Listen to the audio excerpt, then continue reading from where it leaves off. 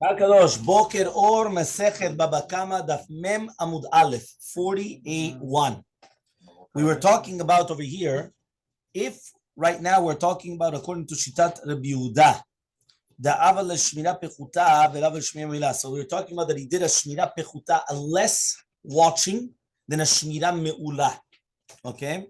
And that's why he's going to be Chayav Chetzi Nezek. And if it's according to Rabbi Eliezer ben Yaakov, he didn't do Shmira at all. Okay, and that's why he has to pay the Chetzi Nezek. If he did watch over it a little bit, he does not. So let's see what it says here. Tetanya was we learned in a Braita. Rabbi Eliezer ben Yaakov says, Echad tam ve'echad muad, sheshmaran shemira pechuta peturim. According to Rabbi Eliezer ben Yaakov, whether we're talking about a tam or a muad, that they watched over them, sheshmaran shemira pechuta, which means not the best type of a shmira, but they watched over them. They're going to be pturim. The Baalim are going to be pturim. That means according to him, it's already enough for a tam shmira pechuta.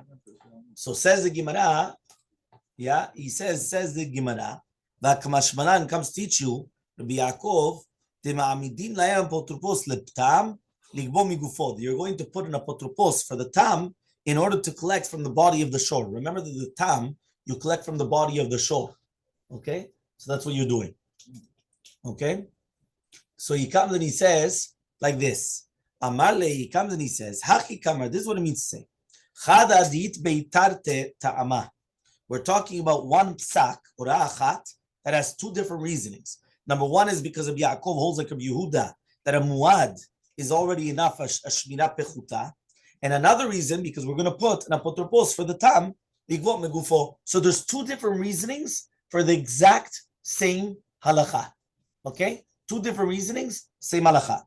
Ravina comes now and he says, there's a difference between the reshut. Do you remember yesterday we brought down that there was a shita that if it changes reshuyot, that means it changes possessions, all of a sudden it changes the animal from whether it's going to become a muad to a tam or things like that. Why? Because it could be that maybe under the first master, maybe he was abused. Maybe it was a very hostile, how do you call this? A hostile atmosphere or things like that. So because of that, it's going to be completely different.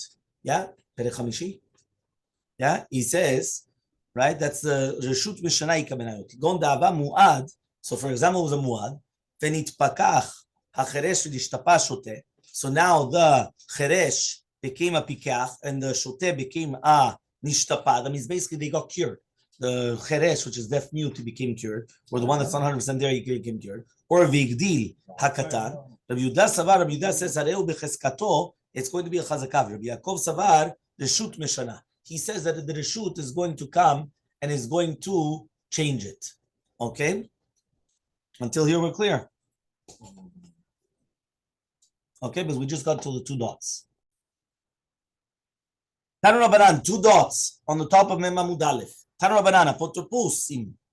Right? Apotroposim Mishalmim min Aliyah. They're going to pay from the Aliyah. Ve'en Mishalmim, right? Kofer. And they do not pay Kofer. Which means, remember that Apotropos is obviously for a Cheresh Shote Katan. Okay, so they're the Apotropos are like the custodian, the guard on top of them. So they're not going to pay, they're going to pay from the Aliyah, but they're not going to pay Kofer. Okay? So now he comes and he says like this. He says, Mantana Kufra Kapara. So obviously, who's the Tana that holds that Kofer is a Kapara? And since it's a Kapara, that's why the Potropos doesn't have to pay for it because he doesn't need a Kapara. Yatme lav b'nei kaparaninu, because the Yitomim are lav b'nei kaparaninu. And since the Yitomim are lav b'nei kapara, that's why they don't need to, they don't need an atonement. So if they don't need a kapara, so for the Apotropos doesn't have to pay. Makes sense, no? So Amar Rav Chasta says Rav Chasta.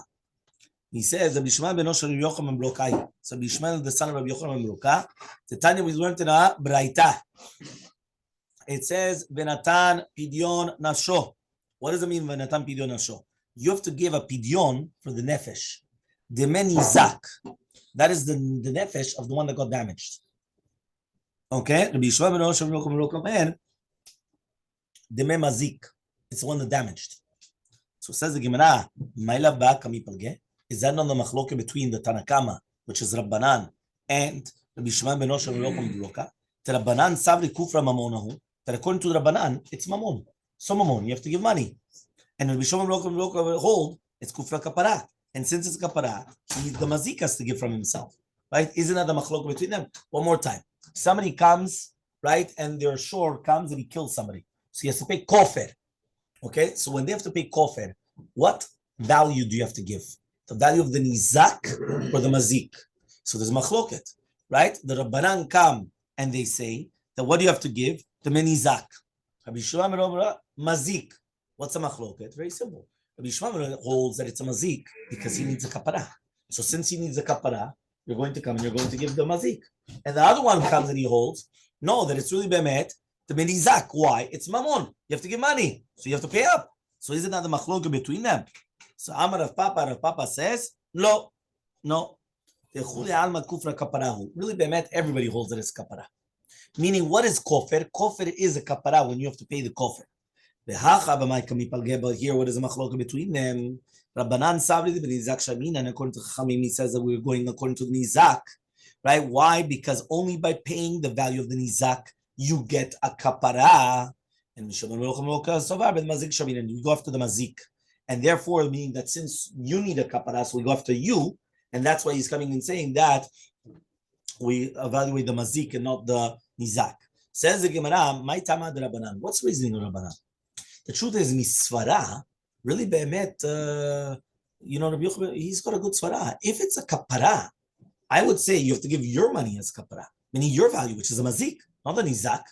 So he says, "My tama de Rabbanan." Nemra shita lemata, and nemra shita lemala. It says, "Kash im kofer yushat alav." Yushat is lashon shita. So he comes and he says this, and also it's talking about when you're paying a pregnant woman when you make her lose her child.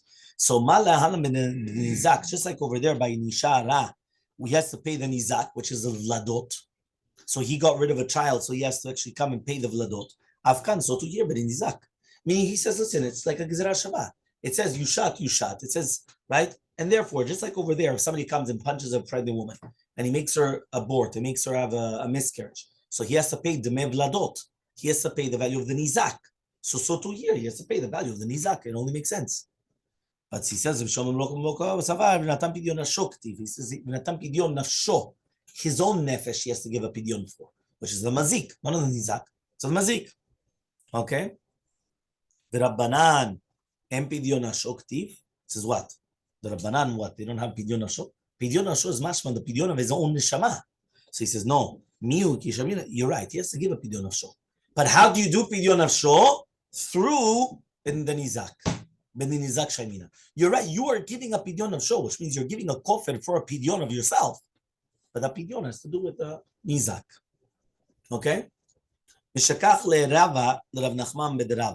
So Rava once came and he praised in the years of Rav Nachman, right? Ravacha bar Yaakov, Adam Gadolhu, that he's a very, very great person. Amarle, so he comes and he says, when he comes to you, bring him to me. Right? Imagine right now I come and say, there's a big rabbi. Really? He's a really big rabbi. When he comes, make sure that he comes to me. Yeah, bring him to me. I want to see him.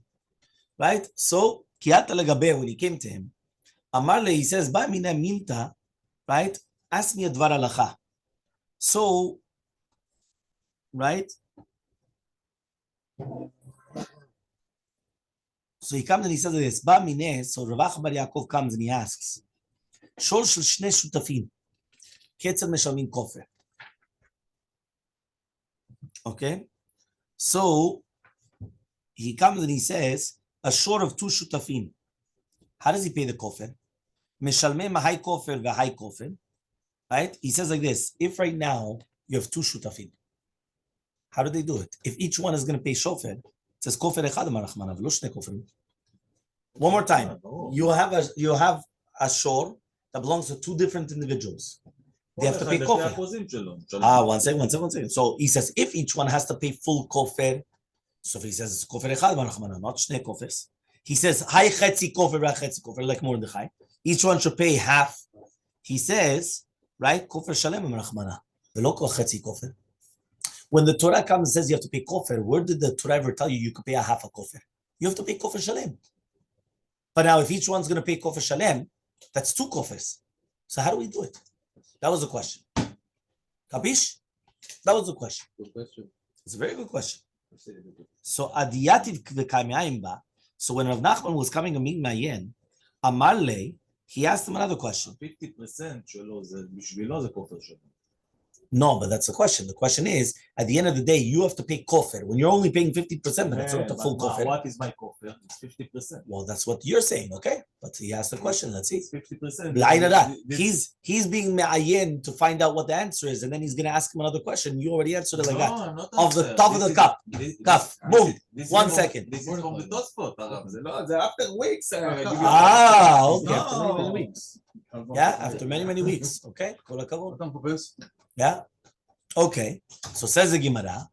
He says, Adiyati v'kamayim ba, when he's sitting and he's being mayin, right? Tanan, Amale, he tells him, Tanan, we learned there's a Mishnah.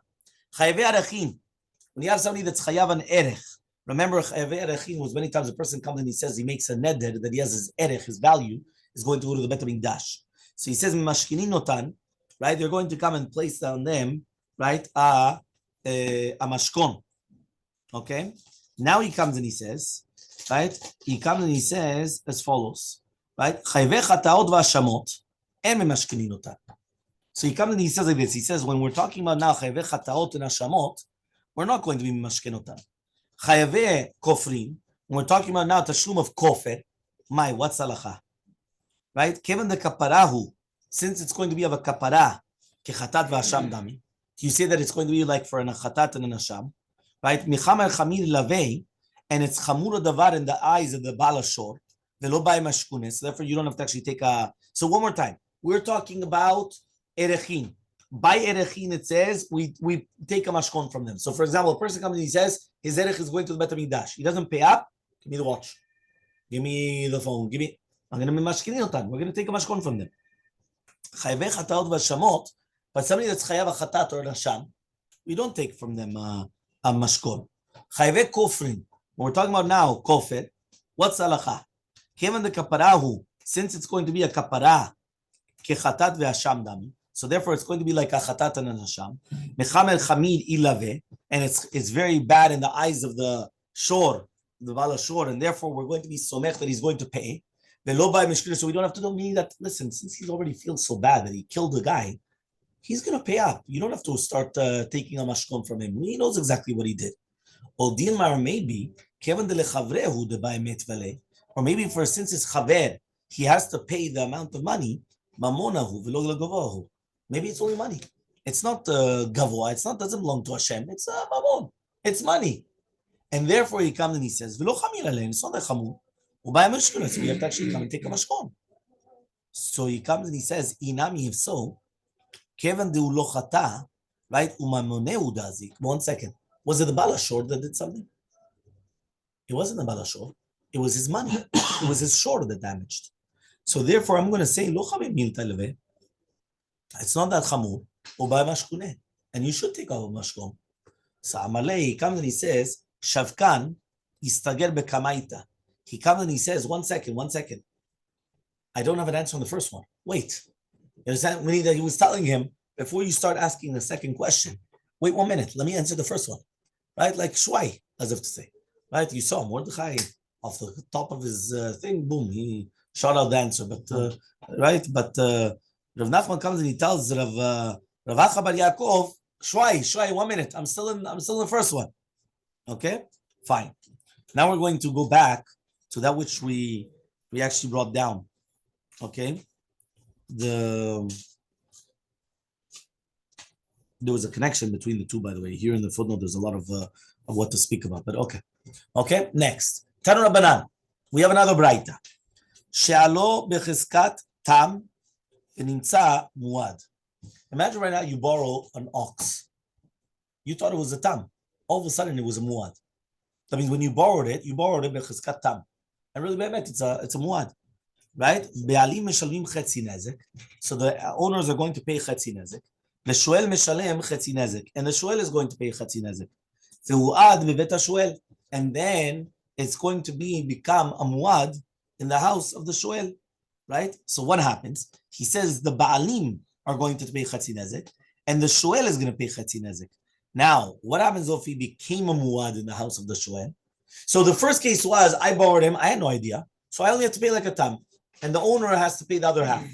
Right? Why? I didn't know there was a muad. So that makes sense. What happens if now muad bevet ha-shoel, he became a muad in the house of the shoel, ve'chziro labealim, and you give it back to the bealim. Bealim mishalmim chetzi nezek, v'shoel patur miklum. So now the bealim have to pay chetzi nezek, and the shoel doesn't have to pay nada. Right? The Gemara is going to explain why exactly. When did he go? No, he became a muad in the house of the shoel. I understand, but for them to have to pay something, he got at some point. Yeah. Now he gored So in when the house did of the balabait now again. Okay. After So becoming a muad. he He returned gored it, again. then he Again, got. right. Okay. So Amar More says, שעלו בחזקת תם ונמצא מועד בעלים משלמים חצי דין ושואל חצי נזק והמאי why? He says, why is it that if you borrowed it as a tam and it was a muad, that the ba'alim pay chetzi nezek and you pay chetzi nezek? He could tell him, Torah sheili arya lo sheili. He could tell him very easily, I borrowed a short, I didn't borrow an ari. Meaning, I borrowed an ox, I didn't borrow this, what are you giving me a tam? Muad, sorry. What are you giving me a muad? I borrowed a tam, what's going on here? Samar Rav says, Hacham Maskinan, what are we dealing with then? He says, Sheikir bo shu nagchan. He realized that he was a nagchan. And therefore, you can't come and say completely that kilu, that he is nothing. He realized that this shore is a little bit more wild. You know, many times you could see a person, you could see they're a little bit more wild than the normal, right? So therefore, the same thing, he realized that this animal was a little bit more on the, you understand, a little bit extra than the norm. So he recognized that this is the way that it was, okay? So says the Gemara, the name alay, so why can he tell him? Tam shili, muad lo shili. I borrowed a tam and not a muad, and therefore, why do I have to pay at all? Why do I have to pay at all? So he says, Mishum, ta'amale, because he could answer him, sof, itamava palganiska bait shalume. He says, 1 second. Let's say I did actually give you a tam. Would you have to pay chetzi nezek? Yes. So same thing. So even though now it's a muad, you're right. You don't have to pay nezek shalem because you could tell me I didn't lend you a lion. Fine. But you still should pay the chetzi nezek. So pay chetzi nezek. Okay? So says the Gemara, v'neim alei. So why doesn't he tell him? Itamave. If it was a tam, mishtalem migufo. He has to pay from only the body of the how do you call this? Of the shore. Right? And now that it's a muad, he has to pay from the aliyah. He has to pay from the best. So says the Gemara, Mishum Damale, but he could tell him, sof, Atlav Torah Bait Shalom Ledidi. He says, Sofo Shel Davar is, even Chetzi Nezek, right, that it's going to pay from Gufo Shel Shor, Lo Hita Tzarich L'Shalem Et Ze Bishvili, but I can. So therefore, the fact that you have to actually pay the Chetzi Nezek for me, so you have to pay it now also. It's coming from the, fine. So V'Reimale, but he could still tell him, Mem Amud Bet, 40b, right? He could still tell him, yeah, in tam hava, if it's going to be a tam, modina or maftirina, right? He comes and he says, I would have been modeh in the pshia, and therefore, right, I would have become patur from paying chetzi nezek, because it's a knas. So therefore, if it's going to be modeh knas is patur, which means if it was a tam, I would have run, and I would have said, by the way, I would have been modeh. Modeh knas patur. If you run to the police, you say, I ran a red light, you're patur. Why? Modeh knas, you're patur. Kapish? No, you could try. No, it doesn't work. Secular law, it doesn't work. Secular law, it doesn't work. But for us, it does work. Modeh beknas patur. It's a common known halacha. Modeh beknas patur. The logic is there, by the way. The logic is there because at the end of the day, the fact that you came and you were modeh and we don't have to look after you, that you know. damage. Well, yeah, we're not talking about damage. We're talking about knas. Fine, but that's what we're saying. We're saying that if you're going to tell me now that the chetzi nezek is going to be a knas, so therefore he could have run. He could have been modeh beknas, and then that's it. Which it is many times. That is the thing, by the way. You know, half the times, what takes the police a long time is actually to look for you. So if you come and you admit on your own, listen, חסכת להם הרבה. זה עושים משחק דיון. Yeah, בדיוק. Yeah. You understand? I remember it once happened to my uncle. Avram Barreina. What happened was that he was speeding. So what happened was that there were two police officers. There was one police officer in the back watching, and when he saw a car speeding, he would report it to the one in the front, and then the one in the front would just catch him right away. So the guy comes and he tells him, right? He catches him, he pulls him on the side, he says, "No, right? I was waiting for you. So no, why were you speeding?" He told them, "I didn't want you to wait so long." The guy started cracking up. He says, "Okay, fine." He says, "You know what? Okay, don't do it again or whatever it is." But just like, just like go, stop. You go. Does really work? Yeah, fine. So says the Gemara. So he says like this. He says, if it was a tam, I could have become patur. How am I going to become patur? He says, Modeh beknas, you're going to be patur. So vafilu lemandamar, even according to the mandamar palganis kamamona, that it's chetzi nezek is going to be mamon. He comes and he says, namely, he should say, itamu. If it's going to be a tam, have a marikna lelagma. He comes and he says, right, I would have put him in the agam. Right? That means they couldn't take it out, and then they couldn't take it. So therefore, basically, I wouldn't have lost anything.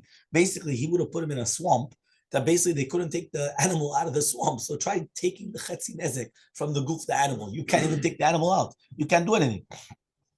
So answers the Gemara, Ma'eskinan kigon da'aktim bedina v'tafseh. The bedin came and grabbed the shor before the shoel had any time to do anything. So since the bedin came right away and they took it away, so they weren't able to do anything. Sometimes that happens. Nowadays, it's called to impound, I think, is impound the car. Sometimes there's a car that's involved in a whatever it is. So they come, boom, they grab the car and they put it in the, they lock it up. Now, why? Because if they did in a very serious offense, so they do that right away. So if they already did that, the Bedin did the exact same thing. They went, boom, they took the shore. There was nothing what to do. They couldn't do anything. Yeah? So says the Gemara, if so, so why are they going to pay chetzi nezek? Namely, you should say, he says, right, you came and you gave it to the hands of people that I can't even go to deal with them. Which means now that it's grabbed through a bedin, I can't do anything anymore. That's it. I can't exempt myself. There's nothing what to do. Yeah? So says the Gemara, tell him, if I would have given him back to you, love me meaning like this, if the bedin are already taking the shore, you think the bedin care in whose hands it is? They come and they take it. The Gemara, there's nothing else to talk about. So says the Gemara, so why don't we just say, he says, if I would have given it back, I would have, taken it to the Agam. The same thing. I would have put it in the Agam, in the swamp. And in the swamp, they can't collect it. Because it's, it gets sticky and they can't take the thing out. And then you can't do anything with it. So Mishum Damale, but you could tell him, fine, but I'm not paying from the Aliyah. Meaning this animal at the end was an amuad. And amuad, you pay from the Aliyah, you don't pay from the tam anymore. You don't pay from the gufo. So if there's going to be a difference. So you come and he says, so since anyway you're going to pay for the best, so therefore it wouldn't have helped to come and start putting him in an agam. That wouldn't have helped right now. Okay? Fine. So now says the Gemara, okay, I understand this is going to be good if right now he's got properties. And therefore, he would have actually taken from these properties. But if he doesn't have any properties, right? Let's say Be'emet, he didn't have any other properties. So therefore, what can he do already? He wouldn't have paid anything. So he says, Mishum Damale, but he could tell him, just like it's going to be Mishubad, that I have to give you back the shore, so too it's going to be Mishubad also, right? To come and to give the shore. Why? Because you're going to be obligated for the nezek, as he says over here. Yeah, he says like this. Rabbi Natan Omer, Rabbi Natan comes, the time was learned on the right. Rabbi Natan comes and he says, Minayin lenoshe bechavero maneh, vechavero bechavero minayin shemotziim mizeh v'notnim lezeh. How do we know that if you owe 100 zuz to Reuven, and Reuven owes 100 zuz to Levi, how do you know that you go and you could collect from the third one? I mean, you could skip the middle guy and you could go from one to another. It's called Shibuda de Rabbi Natan. So he says, Minayin lenoshe bechavero maneh, vechavero bechavero minayin shemotziim mizeh v'notnim lezeh. So one more time, you have, for example, Reuven borrowed from Shimon, Shimon borrowed from Levi. How do we know that you could come and take out directly without going to the middle guy? Shneimar b'says in the pasuk, right? Amon Omar, v'natan la'asher Hashem lo. Yeah, you understood? V'natan la'asher Hashem lo. You have to give to the one which is Hashem. What does that mean? From Rabbi Natan, we actually learn that since the shoel is going to be chayav to the baalim, and the baalim are chayavim the nezek, to the nizak, so therefore the borrower has to pay to the nizak. Because since he has to give the shore back to the nizak, so therefore the ba'alim cannot come and say, why didn't you give the shore to his hands? Okay? So basically what happens is you could go directly, right? That's very, very important. I lend to him, he lends to you, right? So what happens is I come directly to you. I don't have to go to him. Yeah? Fine. Says the Gemara, Huad bevet tashuel v'chsiro leba'alim. If he became a muad in the house of the shuel, in the house of the borrower, and then he gave it back to the ba'alim, ba'alim are going to pay chatzi nezek, and the shuel is going to be patur. So says the Gemara, seifa in the last case, reshut mishana. You know, in the last case, even though it became a muad in the house of the shuel, when it changes reshuyot back to the house of the ba'alim, the shinui reshut changes, and now it's not a muad anymore. So it goes back to being a tam. Okay, that's why the owners only pay chatzi nezek, and the shuel does not pay anything. So says the Gemara, seifa reshut mishana, reisha reshut ena mishana. But in the reisha, it does not change anything. So Amar Rabbi Yochanan says, Tavra mi sheshana zo lo shana zo. He said, no, you have to basically get rid of this stira, because basically, whoever taught the reisha didn't teach the seifa. Because you could not have in the same mishnah that in part of the mishnah you're saying that if it changes the reshut, it changes from a muad to a tam, and then the other part of the mishnah, no, it doesn't. Doesn't make sense. Something's wrong over here. You understand?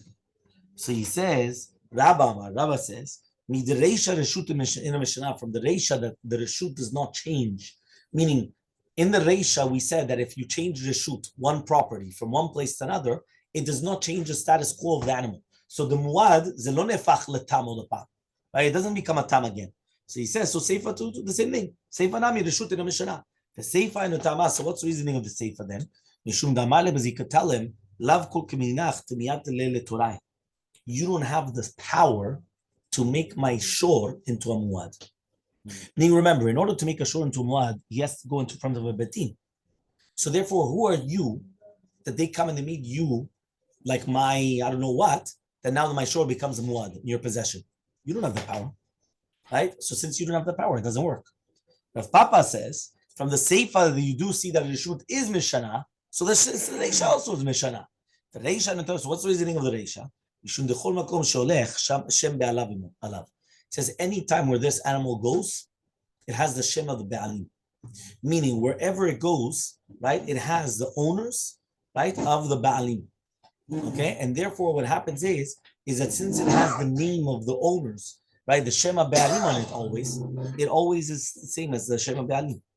Okay, so it means even though right now it's under the shoel, it's still going to be chayav. Okay, 2 dots. Until here we're clear.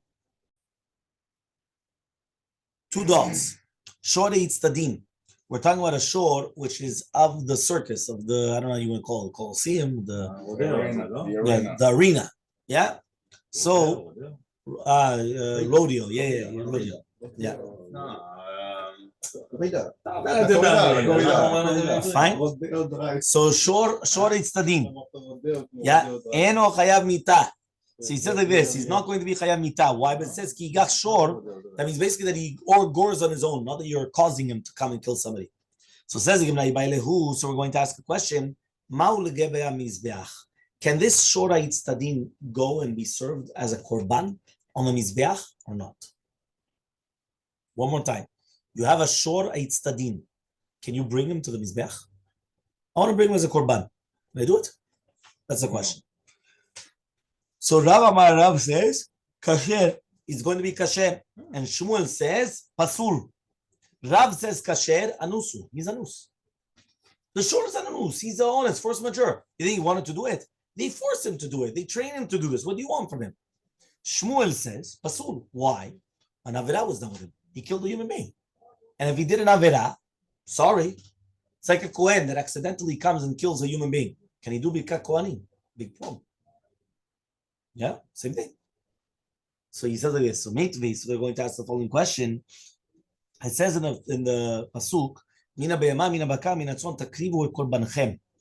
So they say from the animals, from the bakar, and from the sheep, they're going to bring the korban. Mina behema leotzi et arove'a. When it comes and it says from the animals, it's coming to exclude arovea, which means if you have an animal that had relations with a human being, bestiality, and the nirba, Adam. Mina bakar lotzi et nevad, one which was served for avodah zarah. Minatzon lotzi et muktzeh, one which was segregated for avodah zarah. Minatzon, right? The vav lotzi et nogeach. So you see from here that we learn from here. I think it's very hot over there, no? Yeah. So he says from here, the minatzon, the vav, comes to teach you that it's coming to exclude the nogeach. I mean, an animal which is nogeach cannot come to the service in the Beit HaMikdash. Just like you're not allowed to bring a rovea, the nidba, right? The nevad, right? The muktzeh, all these things we learn out. You're not allowed to. Any animal that didn't have avera with it, that was an avera done with this animal, kaddish. That's it. So Amar Rabbi Shimon says, Rabbi Shimon, im nemar rovea, lemar nevar nogeach. If you already told me the rovea, why did you have to tell me the nogeach? Rovea is the relations. The nogeach is goring. Why do you have to bring it down? And if you said nogeach, why do you have to say rovea? But there does exist a case of rovea that you don't have nogeach, and there's a case of nogeach that you don't have rovea. Rovea, asaba ones kiratzon. The rovea, it's like an onus becomes a ratzon. Meaning, even though the animal was forced or not forced, I don't care. The onus is like a ratzon. Okay? Then he says, nogeach, we didn't make an onus kiratzon. But there's a difference though. Nogeach pays kofer. Rovea never pays kofer. Lefichach, and therefore, that's why you have to say rovea and you have to say nogeach, which means each one had a chumrah and a kula. And that's why we have to say both. So the chumrah and the kula, by nogeach, it pays kofen. Rovea, it never pays kofen. But mitzad sheni, the rovea onus is like ratzon, and nogeach onus is not like ratzon. So each one has a chumrah and each one has a kula. So Ktani Mihat, we did learn though, rovea sabo onus kiratzon, and nogeach lo sabo onus kiratzon. So what's an afkamina then? You telling me that there's not going to be the same thing, an onus like kiratzon. So he says, lav le korban is not talking about a korban, which means that if so, it comes out that a shor shenagach be'ones is not like a shor shenagach miratzon, and therefore you can bring him as a korban. So this is a proof to Rav and not like Shemuel. Answers the Gemara, no. Lektala. We're talking about chiyuv skila, which means the Braita says a shor that kills a human being is not chayav mita unless he kills biratzon. If the shor kills force majeure, we do not kill the shor. That's what it means. We do not kill the shor. Okay? It's also logical to say such a thing.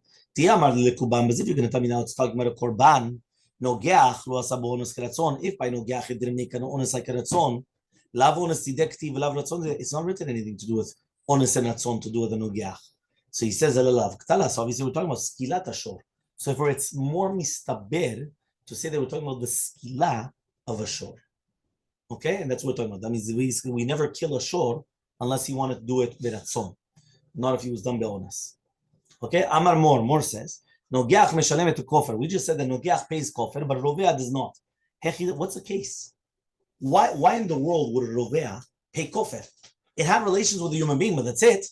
So says the Gemara, if you're going to tell me that he had relations and then it died. So Mali Katla Bekana, Mali Katla Berevia. What do I care if it died through Keren, through goring, or through relations? I told you there was a woman that she had relations with a horse and she died because the horse put so much semen into her that she died. Is that a true story or? True story. Oh my God. True story. That's good. So says the Gemara, if you're going to tell me that they died from the relations, meaning they did the reviyah, they had the relations, and then because of the relations with the animal, it died, right? So mali katla bekana, mali katla bereviyah, right? What does it mean now, whether it dies, right, through a horn or it dies through the relations? Vela barada, the ravad velo katla. They had the relations and it didn't die. Yeah? So he says, he says the reason why he didn't pay kofar is because he didn't kill him. So what are you bringing me? We're trying to compare reviyah with nogeach. Obviously, nogeach is going to pay kofar because he killed. If the reviyah did not kill, so why would you pay kofar? Doesn't make sense. Amar Abaye comes and he answers, Leolam really be'emet did Rava, that it did do the relations, velo katla, and it didn't kill him. But then we're talking about that the woman, she did it on her own will, and therefore they brought her to the Bedin and they killed her. So I would have thought to say, we're going to the Mishnah, Mem Aleph Amud Aleph. I would have thought to say, Kimad dekat nadam, it's kilu that he killed her. Remember, if a woman has relations willingly with an animal, what happens to her? We kill her. So I would have thought to say it's ki'ilu that the animal killed her through the rivah. So Kamash Malan comes to teach you that it's not considered that he killed her. And that's why he's going to be patur from the kofir. That's one answer. So he's technically speaking, it did bring to her death, not through the relations, not the relations itself killed her, but the betin brought her and then killed her. But you don't have to pay kofir. Second answer, Rav Amar, leolam derave vekatla. Really, be'emet, the shor had relations with the woman and he killed her. Now, you're going to ask her what's the difference between killing her with a kanaim or killing her with the relations. Keren has kavanah to be mazik. Here, kavanatul le'adat small. The animal was just doing it for his own anah, his own pleasure. He wasn't trying to kill her. He was trying to have relations with her. And then he killed her. Right? But he wasn't kavanah lazik, not like Keren. So says the Gemara, "My pliga." What is the machlok between them? You